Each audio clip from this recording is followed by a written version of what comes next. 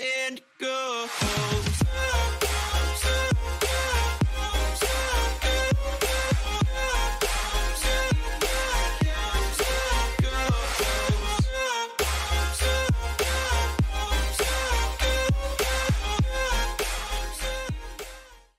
Assalamualaikum warahmatullahi wabarakatuh, sahabat Inspira Frame, kembali lagi dengan kami. Kalau kemarin kita udah ngomongin soal value di sebuah perusahaan, value di sebuah hubungan. Terus setelah itu talent mapping untuk perusahaan dan sebuah hubungan juga. Nah, kalau hari ini kita beda. Temanya di sini adalah kita bertahan di masa pandemi karena memang rental kamera, multimedia, perusahaan-perusahaan yang berhubungan dengan hubungannya sama traveling, hubungannya sama elektronik kayak gitu memang mengalami imbas juga saat pandemi seperti ini. Dan itu juga termasuk iFrame. Nah, kita juga ngobrol lagi nih sama owner iFrame. Apa sih yang membuat iFrame itu bertahan di kala pandemi seperti ini? Nah, kita tanyakan dulu. Sebenarnya strategi apa sih, Mas? Kok bisa sih iFrame itu termasuk perusahaan yang paling kena imbas, tapi kenapa masih bisa bertahan? Nah, kira-kira apa strateginya? Ngomongin strategi berarti panjang kali lebar ya. Kan gini, gampangannya, jadi dulu kita awal-awal juga kena pandemi lah, karena banyak kena banget ya. Kena banget. Ya. Jadi kita Maret, April, Mei tahun lalu itu kita juga zong tiap hari laporan omsetnya zong. Cuman akhirnya kita ya tapi tetap merawat keyakinan. Sebenarnya kan awalnya itu kan kita merawat keyakinan bahwa kita pasti bisa ketemu solusi, ketemu jawabannya. Jadi keyakinan itu harus kokoh gitu kan. Jadi makanya value-nya, mimpi orang tuh harus kokoh apapun keadaan. Jadi keadaan hari ini bukan berarti misal kalau hari ini kita lagi buruk, bukan berarti hari besok juga kayak gini. Kayak gitu kan. Cuman kan kita bagaimana caranya hari ini buruk, kita punya mimpi bahwa besok kita akan ketemu solusinya. Gitu. Jadi yang merawat mimpi dulu. Yang pertama merawat mimpi, yang kedua belajar. Jadi belajar. Jadi dulu prakteknya dulu ketika zong tiap hari itu saya hampir tiap hari nonton YouTube. Nonton YouTube, lihat coach itu kan. Jadi sampai pada suatu titik saya nonton ketika itu webinarnya Mardiko Wowi sama Sandiaga Uno. Jadi ketika itu Sandi Uno kan dia kan sebenarnya kan investor toh. Orang investor itu adalah orang yang sebenarnya yang paling literate sama data, literate sama analisis lah itu kan. Dia terbiasa membaca analisis, baca forecast, baca ramalan bisnis itu orang investor. Dia ketika itu dia punya data namanya dari Dekode Mesir sebenarnya, dari Egypt Mesir. Jadi sebenarnya data di Mesir cuman banyak dianggap bisa mewakili kondisi bisnis di dunia. Nah, menurut data Dekode itu yang diterjemahkan oleh Sandi Uno, jadi ada sebenarnya ada, dia mengkategori ada sekitar 10 bisnis lah. 5-nya loser, yang 5-nya winner pada saat pandemi. Nah, yang saat pandemi winner itu pertama ketika itu adalah medical supply. Jadi bukan jadi bukan rumah sakit tapi medical supply. Jadi kayak alkesnya adalah. Terbukti sampai sekarang kan alkes, misal alkes, tensi. Betul. Sampai sekarang kan laris kan. Dulu ketika itu masker, hand sanitizer. Terus sampai sekarang vitamin gitu. Kan. Nah, itu medical supply. Jelas iFrame nggak mungkin ke sana. Terlalu jauh. Iya, terlalu jauh. Yang kedua itu food and grocery. Sembako maksudnya. Makanya kita lihat banyak ya. Dulu usaha sembako kan berjaya. Iya, toko buku aja sekarang jadi toko sembako. Apa jenenge? Sing jalan kali urangi apa? SS. Tuh, apa jenenge? Sosial agency. Jalan kali urangi kan toko buku, dia sekarang jualan sembako. Iya. Di Jalan Palagan dulu ada rental mobil. Oh iya. Jadi sembako. Nah, yang ketiga itu personal healthcare. Personal healthcare itu maksudnya obat-obatan pribadi. Apa jenenge? Kesehatan pribadi lah itu kan. Madu-madu. Misal vitamin-vitamin kan laris. Yang sifatnya untuk meningkatkan imunitas lah. Nah, yang keempat itu sebenarnya saya udah baca. Sebenarnya saya sempat baca, cuman saya nggak bisa mengartikan nih dasarnya. Memang ilmu keterbatasan data itu sendiri, analisisnya itu kan saja ilmu sendiri. Nah, yang keempat itu sebenarnya saya sudah baca bahwa yang datanya adalah ICT, Information Communication Technology. Di situ kan saya tahu bahwa itu ICT, cuman ICT itu apaan gitu. Maksudnya untuk iPhone itu apa relevansinya? Yeah. Baru ketika Sandi Uno ngomong ICT ini semua yang berhubungan dengan teleconference, live streaming. Saya kemudian kayak ketemu eureka gitu. Wah, aha gitu kan. Aha momen lah. Aha gitu loh. Aha momen gitu. Jadi oke, di sinilah iFrame bisa memposisikan diri. Ya udah habis itu kita alhamdulillah nemu hidayah lah kayak gitu kan. Nemu hidayah kita kemudian pivot. Jadi biasanya kita jualannya rental kamera untuk liburan kemana kak? Jangan lupa bawa kameranya. Kemudian sekarang kita ganti. Buat butuh live streaming, ini kameranya kak, gitu kan. Mau WFH, ini laptopnya kak, gitu kan. Mau WFH, zoom-zooman di rumah harus bagus dong laptopnya, kayak gitu. Jadi kita pivot sebenarnya barangnya sama, tapi kita perlakuan iklannya, di pembentukan iklannya yang berbeda. Kita mengikuti pasar. Berarti strateginya strategi pivot. Nah, kalau teman-teman biar tahu tuh sebenarnya strategi pivot tuh apa sih gitu? Pivot tuh bukannya di basket ya? Ya, pivot. Betul. Apa? Jadi pivot tuh sebenarnya kayak di basket itu mungkin bisa googling ya, pivot basket itu kurang lebih gini. Jadi sebenarnya orang bisa berubah posisi, tapi tidak semua kakinya berubah. Jadi misal masih berdiri gini. Cuman dia bisa putar balik. Jadi megang bola, satu kaki diangkat, satu kakinya masih menapak gitu kan. Jadi dia bisa putar balik gitu kan, kayak gitu. Kalau di basket kan itu ya nggak boleh megang apa namanya, ada aturan gitu ya. Jadi ada aturan. Nah di pivot itu prakteknya di bisnis itu kita bisa menggunakan tiga cara pivot. Jadi ada pivot pakai aset. Pivot aset. Jadi misal asetnya iFrame itu apa? Kamera. Jadi kita kemudian yang biasanya dirental untuk orang liburan, untuk anak kuliah, tapi sekarang anak-anak kuliahnya nggak ada, untuk tugas kuliah kan nggak ada. Kita pivotkan, kita buat iklannya mau sewa laptop buat WFH, gitu kan, mau kameranya buat live streaming, ya, kayak gitu. Yang kedua, selain pivot aset itu ada pivot SDM. SDM-nya pivot lewat SDM. Jadi ketika itu dulu awal kan orang biasa jahit baju, ada orang biasa buat jahit seragam gitu ya. Seragam, produsen tas. Ketika itu dia bisa pivot. Lebaran juga jahit. Betul, tiba-tiba sepi gitu. Ketika itu dia pivotnya ke buat hazmat, APD, buat masker batik. Itu pivot SDM. Oke.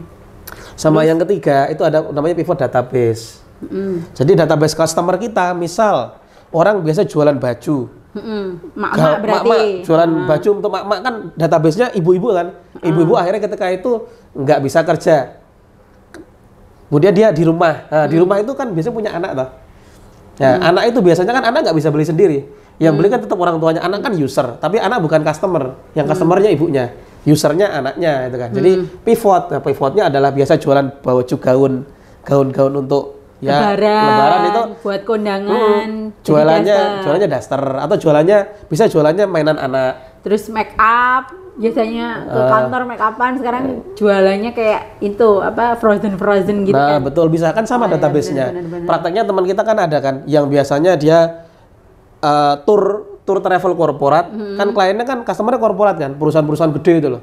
Dia pivotnya hampers premium. Ternyata kan kepake. Jadi ketika itu mau lebaran, database-nya sama, bisa dijual di hampers. Karena memang customer-nya sama ya, jadi kita nggak harus mencari dari nol lagi gitu. Betul. Kan. Jadi udah punya database kan, biasanya kalau kayak iFrame kan contoh kita punya sekian puluh ribu nomor HP, sekian puluh ribu follower itu kan. Jadi kita sekali kita punya produk, kalau customer-nya sama enak sebenarnya. Jadi tinggal ibaratnya kayak kolam iwak lah. Tinggal dikasih makan terus aja gitu kan. Jadi intinya kalau pandemi itu bagi iFrame gimana Mas? Pandemi ini malah membuat, kan awal-awal juga ini banget ya, ruwet banget tuh waktu itu. Terus akhirnya kan jadi berkah lah. Berarti baginya iFrame itu pandemi apa? Ya, intinya segala sesuatu yang menyakiti kita tapi tidak membuat kita mati kan membuat kita lebih kuat kan. Tuh. Nah, gitu. Yang tidak membuat mati. Jadi segala sesuatu yang membuat kita sakit tapi tidak sampai membuat kita mati itu pasti akan menguatkan kita. Contoh kayak gampangnya corona lah. Corona kan sing kalau kena COVID kan ketika dia memang sakit kan, tapi ketika sudah sembuh kan membuat jadi lebih kuat, jadi lebih kebal. Antibody gitu ya. Jadi prakteknya ketika corona ini saya secara pribadi ya, itu merasa otak kanan lebih cepat merespon lah. Jadi karena the power of kepepet itu ya. Nah, jadi misal ketika produk-produk itu dulu eksekusinya bisa lama, sekarang dapat ide apa bisa langsung eksekusi. Contoh kemarin kita dapat lead pagi-pagi habis subuh ada dinas lah, ada sebuah dinas dari Sulawesi minta ada pelatihan tutorial Zoom. Itu istaiyani, padahal kita belum punya istaiyani sih, istaiyani mesti bisa lah gampang karena tabrak gitu dulu ya. Karena kita udah biasa nge-host Zoom dah. Jadi tinggal kita sistemasi aja. Jadi prakteknya istaiyani, terus kalau nggak salah saya sekitar 5-10 menit saya bisa searching soal kurikulumnya, terus kita buat penawaran. Udah jadi produk baru tuh. Dulu pas awal-awal sebelum kita bisa jualan Zoom, itu sebenarnya kan juga ada itu kan. Dulu ada orang tiba-tiba nanya, "Mas, bisa nge-host nggak?" itu kan ketika itu. Orang Bandung ketika itu aku ngiling. Orang Bandung bisa sewa Zoom nggak? Akhirnya kita iyani. Kita iyani. Dulu sebenarnya kita jualannya adalah live streaming sebenarnya. Jadi pertama kali kita pivotnya dari Sandi Uno itu kita langsung buat live streaming. Jadi kita membuat portofolio terus lah, kita gratisi orang buat pengajian, nggak dibayar nggak apa, yang penting kita punya portofolio lah. Nah suatu ketika orang lihat iklan kita kemudian nanya, "Mas kalau cuma sewa Zoom aja boleh nggak?" Itu dari situlah kita kemudian punya produk sewa Zoom, terus lisensi Zoom. Terus kalau hambatan, kan mesti ada hambatan tuh. Yang namanya pivot kan mesti pegawainya ya rada, aduh kok ganti ini sih kayak gitu kan. Mesti ada lah hambatan buat ganti itu gimana? Kalau di iFrame sendiri ada nggak hambatan untuk itu tadi melakukan strategi itu gitu? Ya perlawanan mesti ada. Cuman kan kita yakin bahwa masa kayak gini kita nggak bisa stagnan kan. Nek stagnan yang mati wis ngono wae gitu kan. Jadi nek diomongin produk kita udah banyak banget produk. Mungkin nek bilang produk tuh dulu kita pernah buat pelatihan online gratis sih, orang melaku ya, wis opo lah semua ya. Ditabrak semua gitu ya. Iya, jadi artinya produk-produk yang kita keluarkan selama pandemi ini, yo ada yang lari, bisa berhasil lari, ada yang jalan, ono sing ngesot akhirnya mati ya ada. Teman kan bukan itu substansinya. Substansinya adalah menemukan sesuatu gitu ya. Jadi kita survive, kita kan bisa survive ketika kita mau berubah kan. Survival of the fittest lah gampangannya gitu kan. Siapa yang bisa bertahan adalah orang yang paling bisa beradaptasi kan gitu. Selama kita nggak mau beradaptasi, yo wes bahasanya kelindas beneran yes, gitu kan. Yo wes after science lah, yo wes. Apa sih nggak nyambung banget. Ya Allah lagi dong. Oke, terus pesan-pesan buat teman-teman yang sekarang juga punya usaha, terus akhirnya usahanya itu juga berpengaruh banget sama pandemi, itu gimana biar bisa survive? Jadi paling mudah sebenarnya kan pivot itu udah paling mudah. Pivot. Ya bisa aset, bisa SDM, bisa database. Tapi kalaupun sampai ketika cara itu sudah dilakukan dan tidak bisa, ya wes berarti teman-teman harus menolkan diri gitu kan. Mengenolkan diri. Jadi harus mau mengenolkan. Artinya gini, nek mau menolkan diri ya wes reset, faktor riset lah. Faktor riset usaha itu kan. Jadi usaha itu kan sebenarnya kan market kan. Marketnya ada enggak itu kan. Kalau kita cuma idealisme pengen jualan sedangkan nggak ada. Misal kayak hari gini kita maksa jualan rumah makan misal. Rumah makan ya. Iya enggak, rumah makan lagi sepi enggak? Isi laris lah itu kan. Iya apa contohnya misal kita maksa jualan apa sing kalau menurut data Dekode kuwi sing paling ngisor ketika travel. Umroh ngono kan. Misal umroh. Jelas kan nggak bisa atau umroh. Kita maksa jualan umroh, aku nang gini idealisme ini, itu tetap nggak bisa. Ketika market memang nggak ada, ya nggak bisa. Harus mau pivot, harus mau mungkin nggak. Kalau pivot nggak bisa, harus faktor riset gue. Jadi faktor riset kemana? Faktor risetnya carilah yang ada marketnya, baca data.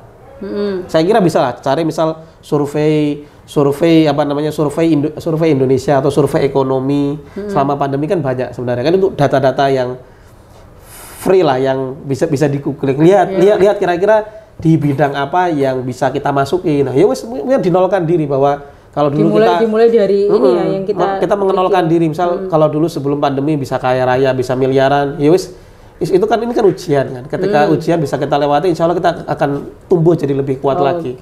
Berarti jadi kalau sampai nggak bisa pivot ya hard reset. Hard reset kemana? Baca data, itu aja. Pokoknya baca data bagi teman-teman berarti harus baca data biar survive ya. Ya contoh soal data tuh saya baru beberapa hari lalu dapat PDF kan. PDF soal hasil survei, hasil riset ekonomi Indonesia. Saya baca semua, saya lihat mana yang menarik untuk iFrame, mana yang bisa dieksekusi iFrame dan kita menemukan sekitar 2 lah. minimal 2 ide bisnis baru dari data itu kita baca. Bisa bocorin? Jangan ya. Jangan kalau belum dieksekusi jangan. Pokoknya nemu ya. Ada. Gara-gara kita baca data. Dan insya Allah akan segera kita eksekusi itu kan. Jadi apa kalau berbisnis kita pakai data? Kalau apa kemarin? Kalau beribadah kita pakai dalil. Kalau berbisnis kita pakai data. Tuh. Poinnya. Baca data. Oke, jadi itulah kesimpulan kita tentang survive di saat pandemi adalah baca data dan baca data. Beragama pakai dalil, berbisnis pakai data. Oke, terima kasih. Wassalamualaikum warahmatullahi wabarakatuh.